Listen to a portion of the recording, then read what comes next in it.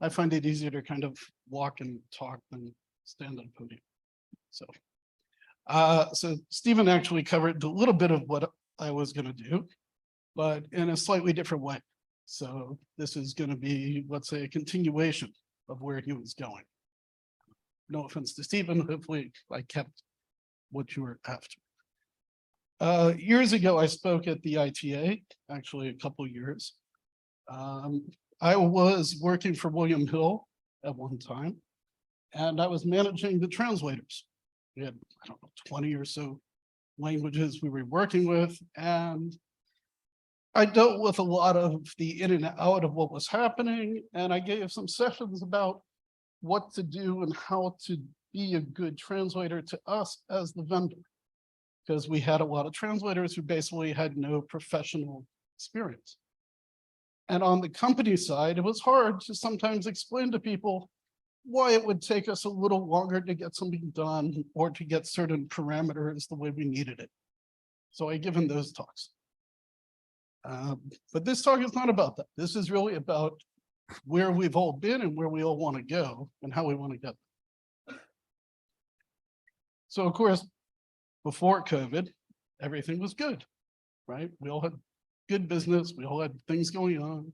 It wasn't an issue of finding customers, getting projects, whatever it might have been. You know, maybe we had an office, maybe we didn't work from home, maybe we had lots of projects. Life was good. But it didn't always stay that way. Things happen. For some of us, right, life was even better. We had even more things to translate. For some of us, it was the opposite. People lost projects. They lost clients. In some cases, people left the business entirely, right? And, you know, for some of us, we ended up working from home. I would imagine most of you, like me, work from home to start.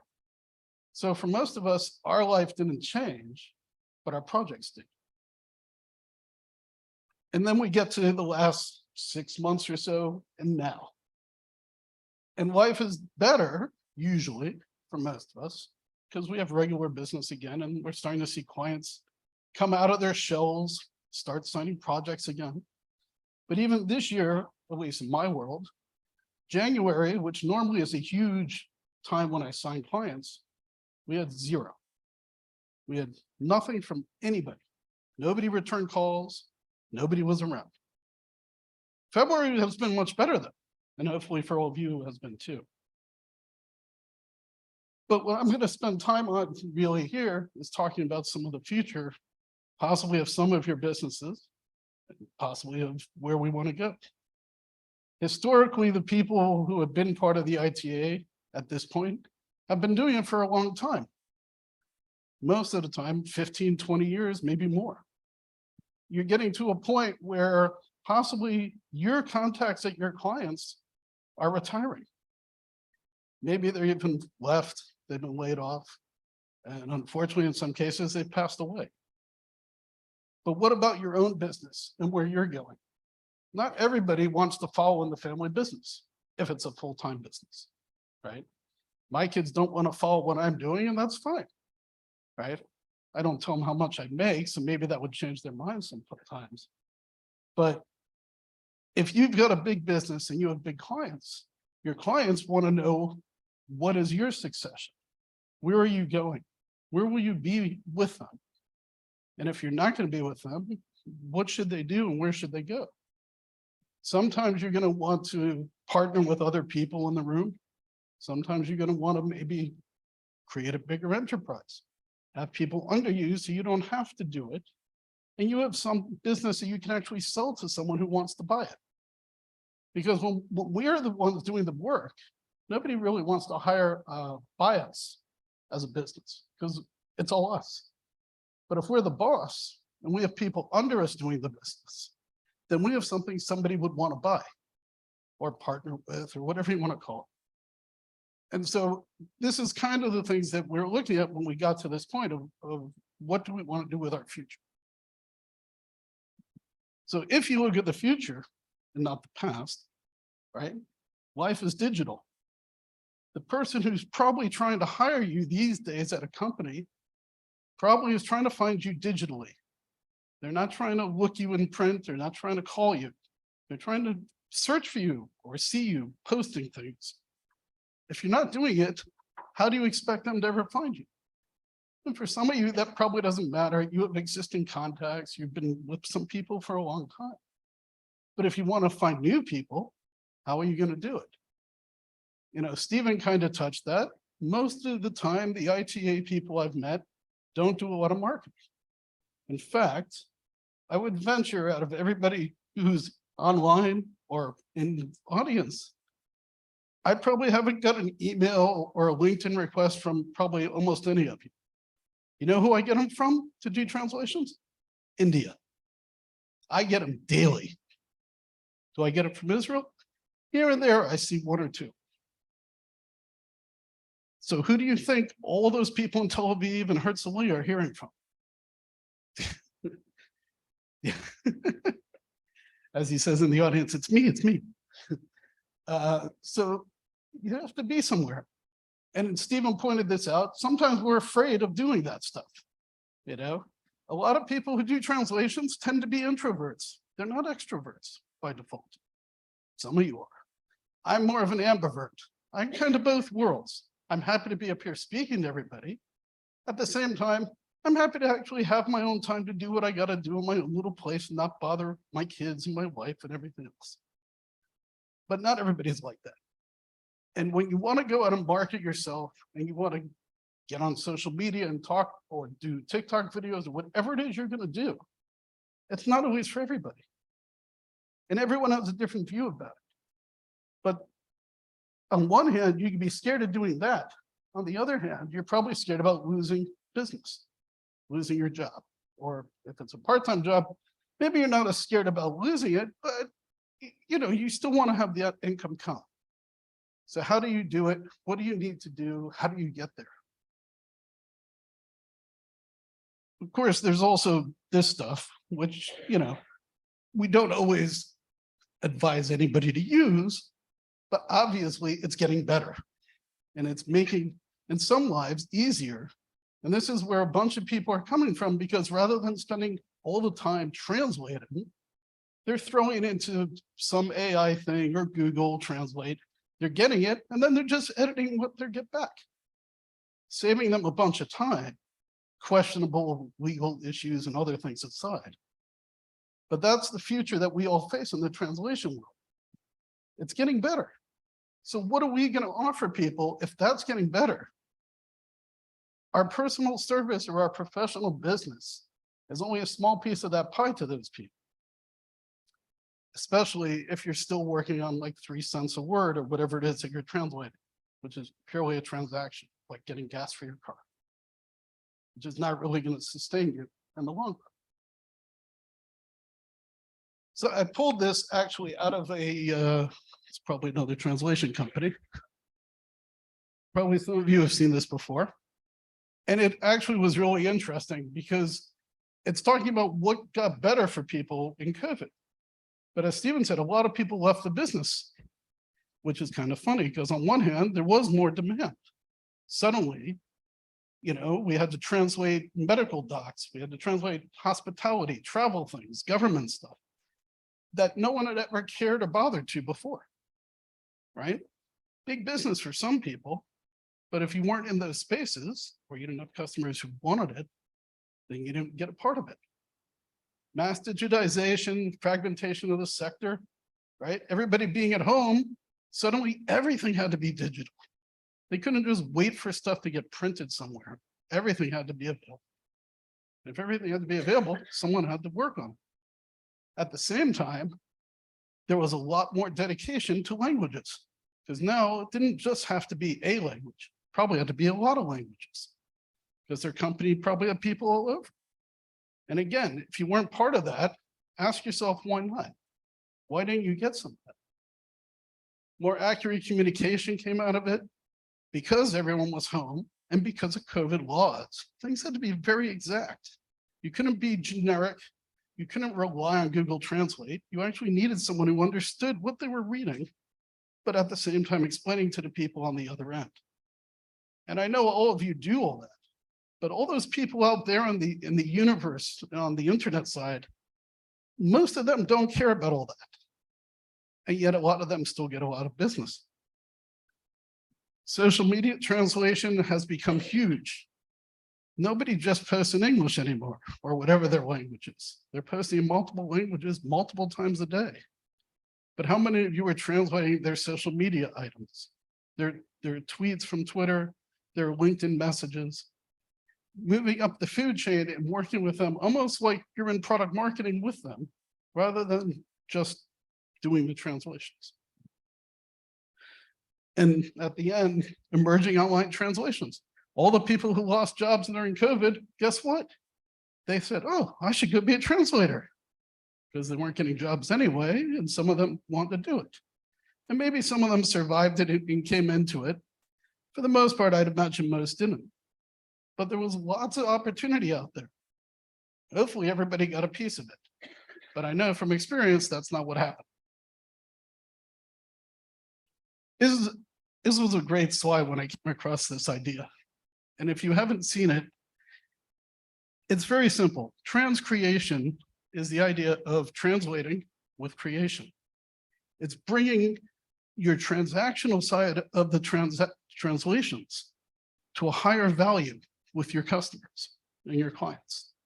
Being that partner that they need to do their product marketing or do whatever it is that they're working on, and not just be a transactional, here's the spec, write the thing, translate it, give it back to me.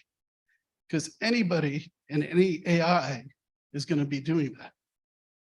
But if you're at the level of this, where you're working with the product marketing team on their messaging, how they can make it sound better, look better, feel better, or even come up with more ideas for them, then you've gone up that food chain.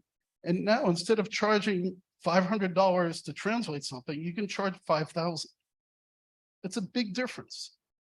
It works the same thing in IT. It works the same in other businesses. The higher value you can give, the more money you can make. And it doesn't matter, time is not the issue. Stephen was talking about whether you work part-time, a few hours, 10 hours. It doesn't matter, because when you're pricing for value, that's what matters. Maybe it takes you 2 hours to do it, but if you brought them that creative idea and they want to run with it, then that's what they're paying for. This might be a little hard to read on screen. Look better on my laptop. But this is someone in Israel made Aliyah, I want to say 3 years ago. She has a virtual assistant company. It was just her. And as Stephen said, if you only have one client and you lose that client, what do you do? And that's what happened to her. She had a very big client, and that one client, because of COVID, basically had to cut everything back. The client came back eventually, but for about a year, she didn't have that client. And she basically was stuck trying to figure out what to do and where to go. Now, the woman who owns this is older than I am. So let's say she's 60, 65. And she basically decided she had to figure out what to do. And she went out and she talked to some coaches and mentors. And she came to the realization that she could hire people to work for her to do some of that work. Let her off the hook from doing some of the work and move forward with the business and save it. And she got that. And then after 3 months of putting it all back together, she basically doubled her income. And then she quadrupled the staff. And what she did to find staff, which is where a lot of people get worried, because some of us are micromanagers and some of us don't really want to manage people. She went out to like Facebook and other places and said, who's got a few hours to spare to do X, Y, and Z? She wasn't asking for part-time things. She wasn't saying she wanted full-time. She wanted to try people and test and see what they could do, just like anybody else. Some of those people worked out, some didn't. But by having the more staff, she learned she not only could offer more solutions to her customers, but she could also have people back up each other, and she didn't have to do all that work. So at the end of the day, she also found LinkedIn was where her clients were, and she did more work with that and a coach for that. And then Now she also upped her prices to be more competitive at the same time. So that's kind of what I was advocating for everybody here in some way, shape, or form. Now, of course, not everybody has an idea how they're going to do that and where they're going to go. Some of you have named your company. Some of you have named it after yourself. Some of you probably don't even have a company. You're just a secreteurs or whatever it is, right? There's a big aspect to business in naming and growing and being something you're not yet. And other people will find that. So just to give you some perspective of what my world looks like, to give you some idea maybe of ideas for yourselves.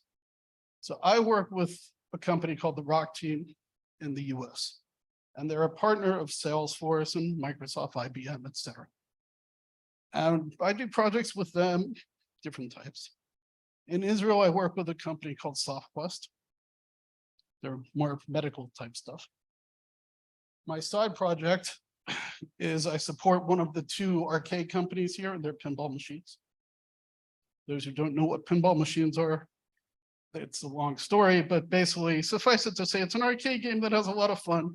It's different, it's not video, right? But that's my side project and that's my hobby. And so that's a whole other thing. I guarantee it does not make a lot of money here. You know, in the States, there's thousands of machines. Israel, there's about 100. So it's not a lot of business. For 2023, my initiative actually is these three companies. Because I figure every year I need to find new partnerships. Not all of them work. And I need to find new ways to grow my business. On top of which, I'm a mentor for Mass Challenge Israel. And while that doesn't bring me business, it brings me a very different perspective to what people need every year. The clients or the cohorts, whatever you want to call the startups, have totally different needs every year when they come in. They're coming from around the world. Some have no idea where they're starting. Some are way past that point and they're trying to get money. They're trying to do more sales. So there's always something to learn, which is great. Because what I spend my time doing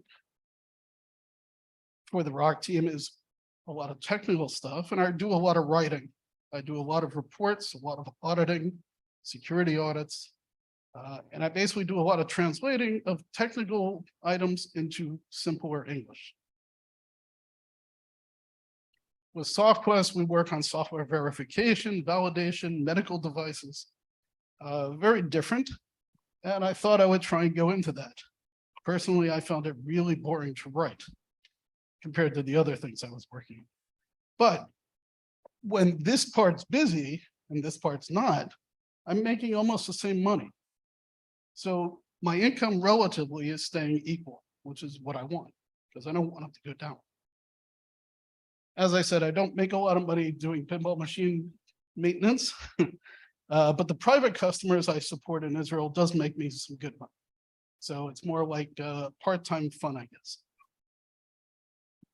My main side under my B2B Whisper is working on product marketing, go-to-market strategy, competitive intelligence, sales enablement, training, things like that.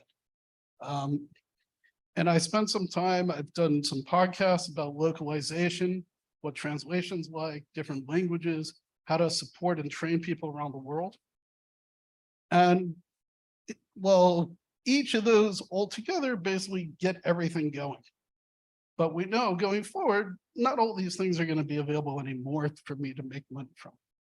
So for the year now, I'm working on more coaching, speaker coaching, presentation coaching, that type of work. Especially for people where English is not their primary language.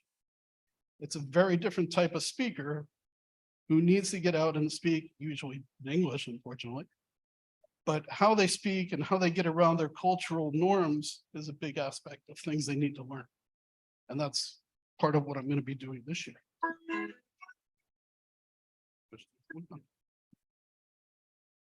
So Stephen had touched on, you need to plan for that future, see the future you want, know how much money you need or what you're trying to do. So when I was planning this, I figured I would show you what my last 3 or 4 years have looked like. The numbers in black are usually about 90%, which means I was doing about what I did the previous year. Anything in red mean I was under 90%. Anything in green, I was over 100. And these are comparing pre-COVID, during COVID, and then where we are now. You can see that during COVID, we had, big drops in a lot of things. But then later last year, especially, everything came back, and everything came back very large, because everyone suddenly was like, we have to get things done. We have to catch up, right? So the more pieces of the puzzle you give yourself, the better your future is going to be. And everyone's going to have different points to find along the way for that. So the first aspect of things you probably want to do, aside from just, name yourself and figure out what you want to do, is you might need a coach or a mentor. You need someone who has been there, or maybe has different broad experience to just push you in the ways you need to get there. You may have to find and go through quite a few people. My experience has been it takes 3 to 5 to get what or who you want, and find the better way to be, because everyone has different aspects, different ways they want to work. Find someone who works for you, and your life will be much better. Okay.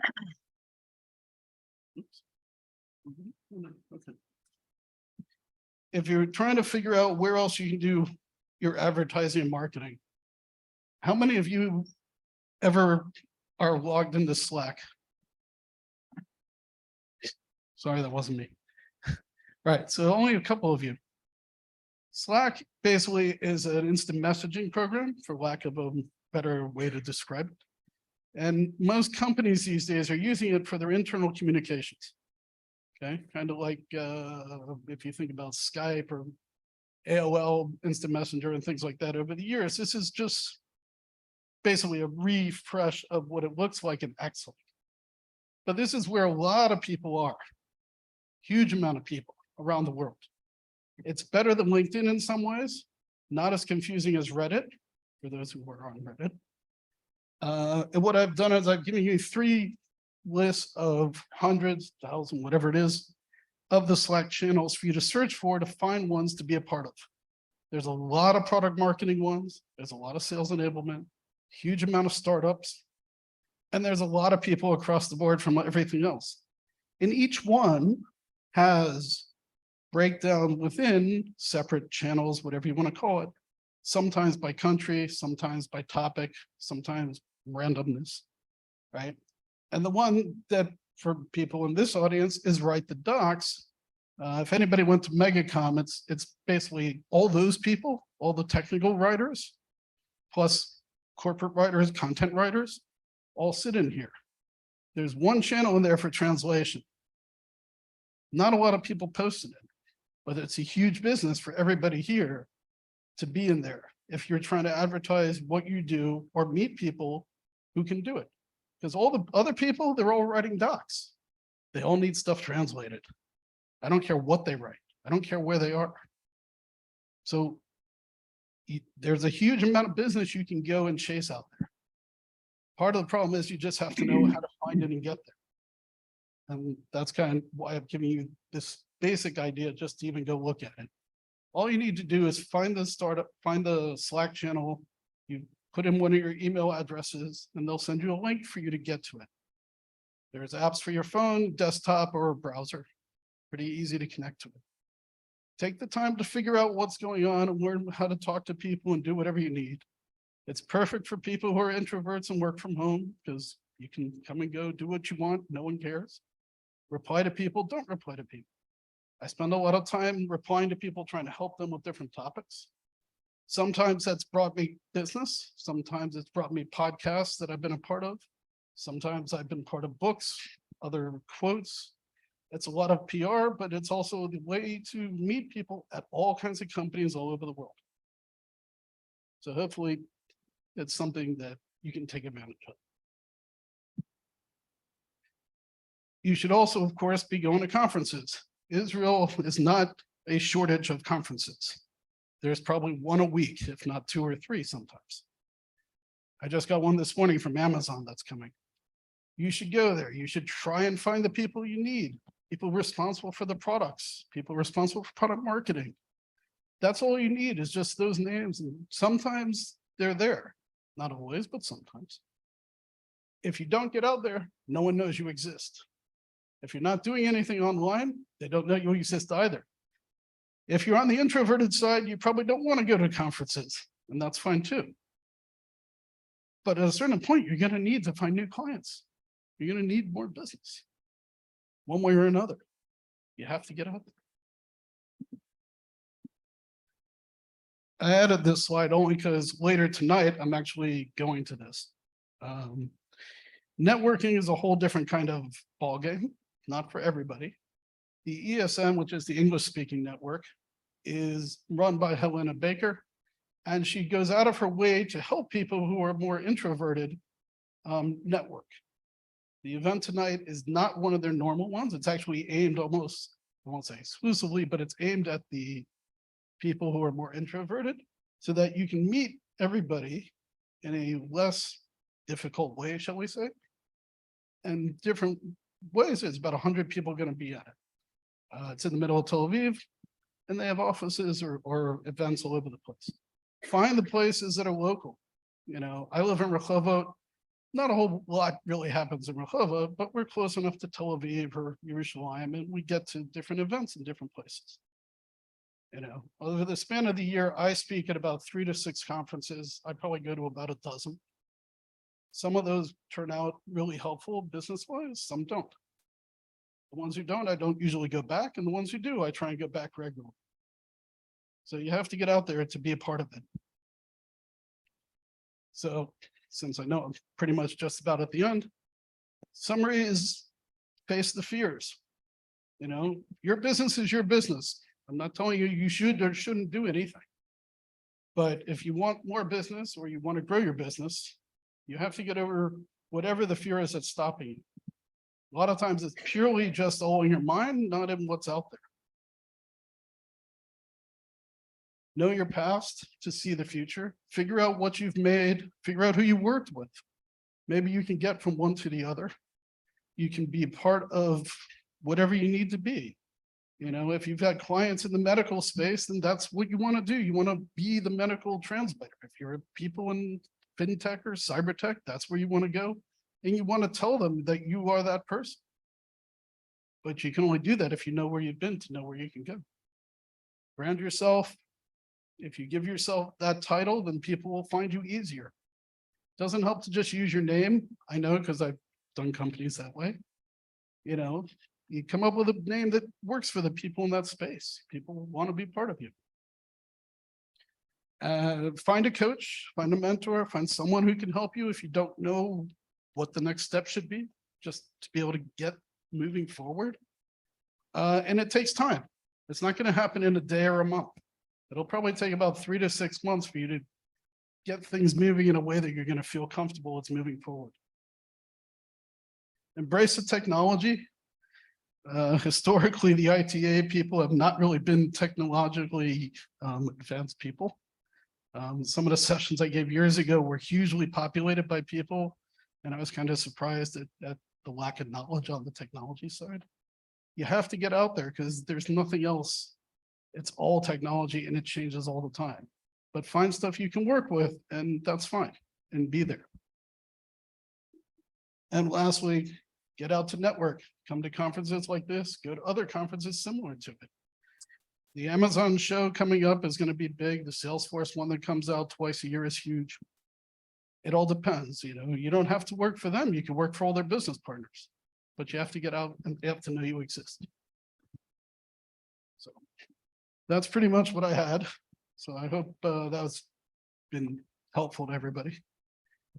I'm happy to take any questions. Mr. Brooks, what is the difference between a freelancer like a Steven and you, the independent business? Well, there's probably legal and tax differences, but the truth is there isn't.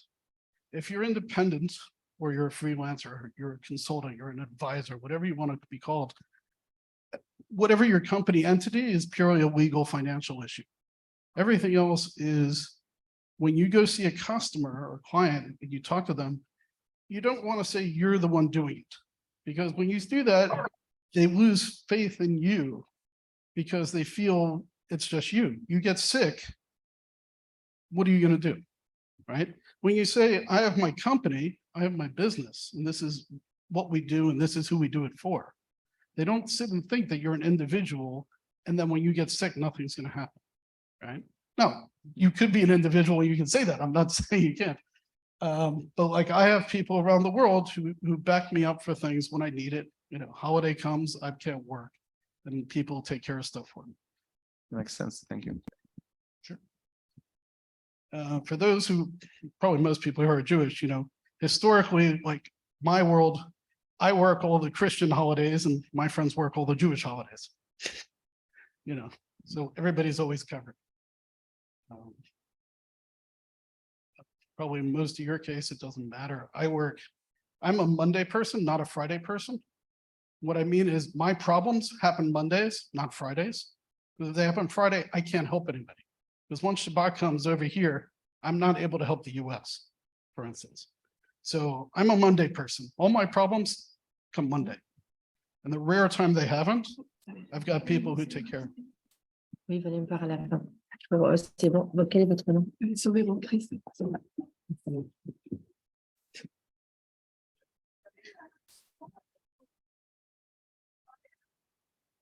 How you got this wonderful translation going on? How's what? The translation, simultaneous.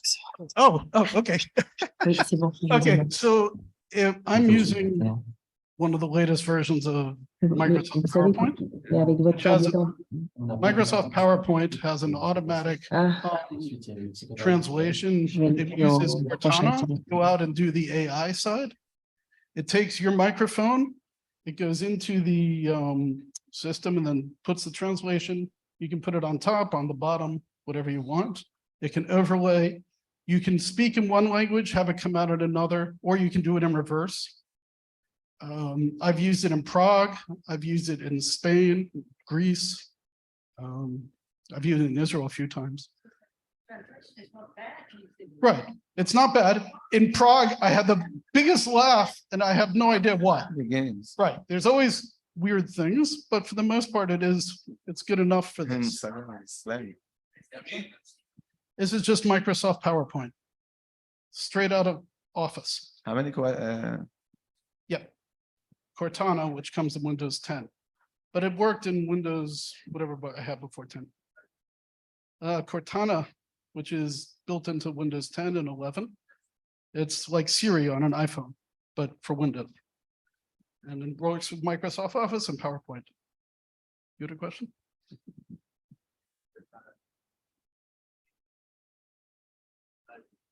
Yeah. Yeah. What? Oh, cool. How Thank many you. Thank you languages for do you know? whoever can't see everything behind me, but thank you for that.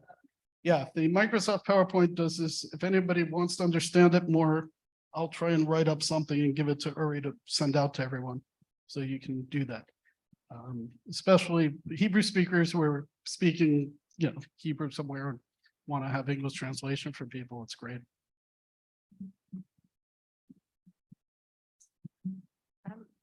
Does the Cortana work the other way from Hebrew into English effectively? Because that's usually the big bugbear. You have two options. One is what language are you speaking and what language it should come out. Yeah. So what you tell it you're going to speak Hebrew. How and you wanna put it effective on is it? Because Uri and I have been. How what? Effective is it? Because Uri and I have been. sort of- Someone here tell me because I'm not looking at the screen. The other way around. Oh, the other way around. Hebrew to English. It's probably about as equal as it is English to Hebrew.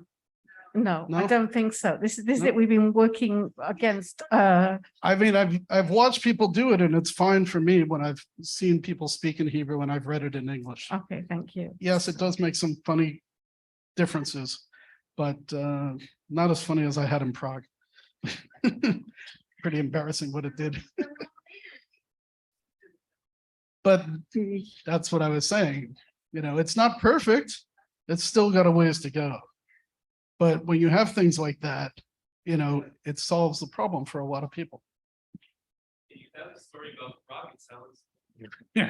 Yeah, I'm speaking at Prague at a technical conference, and I'm trying to explain how you plug something in. You can imagine the way that translated. And everybody just did what you all just did. Everybody just starts laughing. I'm like, what did I say? And I went back to somebody afterwards. I said, what did I say? And he explained it to me. And I said, oh, I had no idea I was going to be speaking porn. But, you know, because that's what happens. It picks up the words and doesn't get the gist of it. Like, who was it? Lonnie, who was talking about, you know, in the movies, you have to not only get the way you're talking, but you have to get where they're going with it. So it makes sense to sound. Well, it didn't quite get there in Prague, but it was a lot of fun. Everybody in Prague loved it because they don't speak English by default. You know, some of them do, but really you have to speak in Czech. So I did that and they were very appreciative. I was one of 2 speakers who spoke English at the conference.